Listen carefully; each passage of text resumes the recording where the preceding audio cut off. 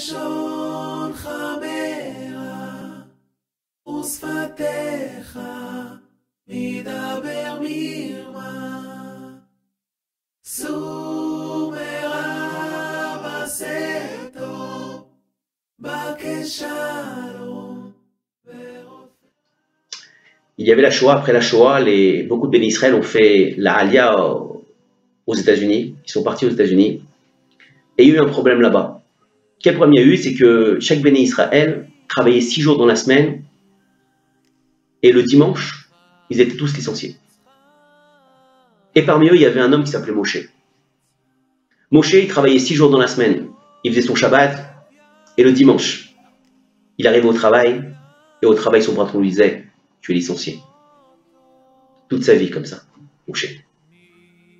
Et un jour qui sortait du travail où il était licencié, il traverse la rue sans regarder, une grosse Cadillac arrive. Elle freine. Elle allait l'écraser. La personne de la voiture sort et lui dit: hey, mais dis-moi, tu ne regardes pas? Moshe lui répond: excusez-moi en yiddish. La personne qui est dans la voiture, le riche qui est dans la voiture avec sa grosse voiture, sort et lui dit: mais pourquoi tu me réponds en yiddish? Il lui dit: parce que mes parents étaient à la Shoah, ils ont fait la Aliyah aux États-Unis, et voilà, je parle le yiddish, je suis juif. Je lui dis: ok, tu vas où là? Ben voilà, je viens de me faire licencier, comme d'habitude, puis je rentre chez moi. Tu t'es fait licencier? Oui, je me suis fait licencier, c'est toutes les semaines comme ça.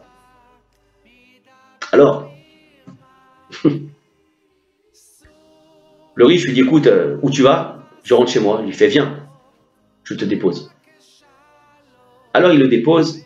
Arrivé en bas de chez lui, Moshe dit à ce riche-là, il lui dit: écoute, je voudrais vous remercier. Venez monter chez moi, boire un verre, au moins un café, faire une bracha, faire quelque chose. Alors, le riche lui dit: écoute, ok, j'accepte. Mais Moshe, il n'habite pas dans une maison. Il habite dans un grenier. Il n'a pas beaucoup d'argent. Il travaille que 6 jours par semaine. Alors, il faut monter des escaliers. Il monte les escaliers et le riche, lui derrière, il voit des cadres dans la montée d'escalier. Plein de cadres. Il s'approche un petit peu et regarde qu'est-ce qu'il y a dans ces cadres. Et il voit: licencié de telle société à telle date. Et il continue: licencié de telle société à telle date. En fait, il a encadré, Moshe, tous les travaux qu'il a fait dans les sociétés et où il a été licencié. À chaque fois, il était licencié le dimanche. Alors le riche ne comprend pas. Il fait comme si de rien n'était. Il discute un petit peu avec Moshe, avec sa femme qui est à côté. Et Moshe lui dit: mes parents étaient à la Shoah, donc voilà, c'est pour ça, et je suis chômeur Shabbat. Et voilà, malheureusement, malheureusement, Baruch Hashem, à chaque fois, le dimanche, je me fais licencier parce que je ne viens pas travailler Shabbat. Ah, le riche le regarde. Il commence à penser au cadre qu'il a vu dans la montée d'escalier. Puis tu sais, moi aussi, je suis juif. Moi aussi, mes parents ont fait la Aliyah aux États-Unis. Après. Mais j'ai réussi parce que je travaille Shabbat. Ah, vous travaillez Shabbat. Oui, je travaille Shabbat. Des fois, tu sais, hein, on n'a pas le choix, on est obligé, comme on dit. Un blanc s'installe dans la pièce.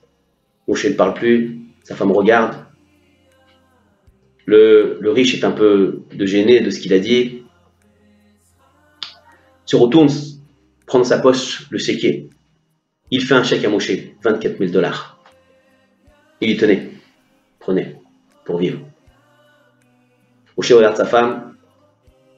Sa femme lui fait un signe de la tête négatif. Moshe se retourne vers le riche juif et lui dit: je suis désolé, je ne peux pas accepter votre argent. Il lui dit: pourquoi? Il dit: parce que c'est l'argent que, vu que vous avez travaillé Shabbat, c'est assourd d'accepter cet argent-là. Je peux pas. Il lui dit: mais c'est mon argent, tu peux la prendre. Il lui fait: non, je peux pas l'accepter. Moshe lui dit, je vais vous expliquer. Répondez à ma question.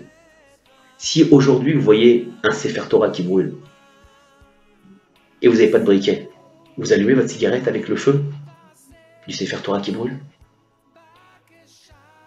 Le riche lui dit, bah non, surtout pas, c'est un Sefer Torah.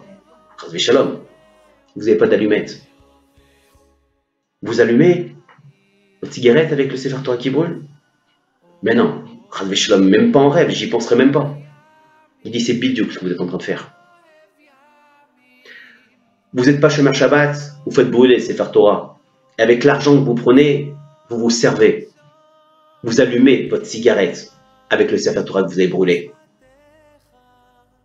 À ce moment-là, le riche réfléchit et dit, il a entièrement raison.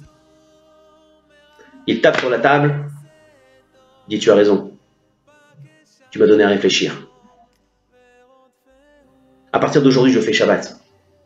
Tu m'as convaincu. Prends cet argent. Parce que cet argent-là, ma mâche, vraiment, elle est de bon cœur. Je suis Shomer Shabbat à ce moment-là.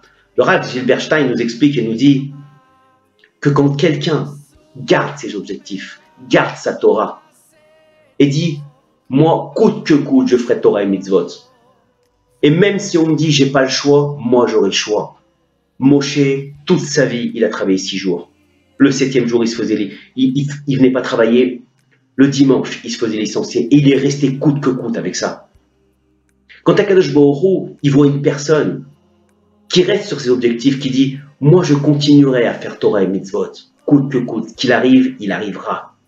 La création se plie devant lui. On le voit où? On le voit dans la paracha. On le voit dans la paracha de Vayetse. Vayetse Yaakov Ibershava Vayer le Harana.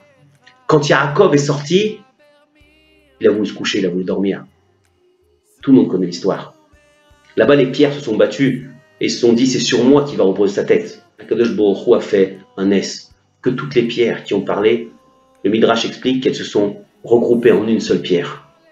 Même la création se plie devant la personne qui garde ses objectifs, qui garde ses convictions, qui garde sa Torah. Akadosh Baruch Hu lui a envoyé 24 000 euros, 24 000 $ à cette personne-là, à Moshe. Pourquoi? Parce qu'il a gardé ses objectifs, il a gardé ses convictions. Quelqu'un qui garde ses convictions, quelqu'un qui garde sa Torah, Akadosh Baruch Hu lui dit, tout le monde se plie devant toi, moi et la création. Amen.